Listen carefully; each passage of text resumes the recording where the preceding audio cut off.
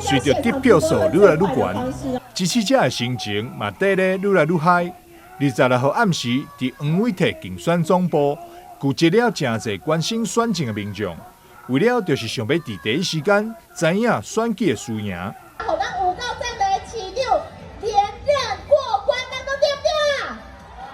我们就是要让我们的黄伟哲伫暗时7点半也特别登场感谢民众的支持，同时嘛感谢其他的对手这阵仔的批评甲建议，伊家己拢会牺牲接受，并表示会成为更好的市长，为大家服务。不管是谢龙介议员、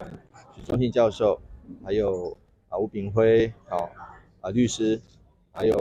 林密峰总裁，其实他们在竞选过程中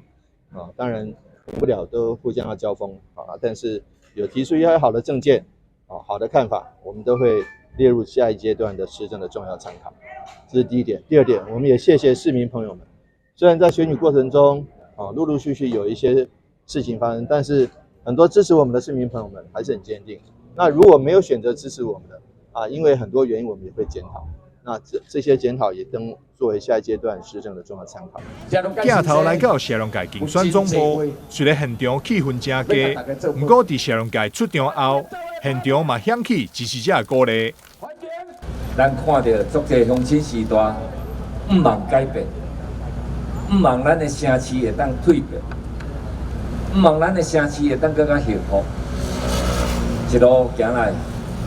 小弟呢打拼努力无够，所以造成恁大家人对我的期待来失望。所以未来咱袂离开，咱有缘继续疼惜这个城市，疼惜两届，支持两届呢。咱未来的4冬，我若继续甲黄市长加油。这次市长选举拍了比有期搁激烈，哪里定赢拢拼尽全力，寻求民众支持。随着选举结束，一切基情也将恢复正常。台南新闻赵硕维采访报道。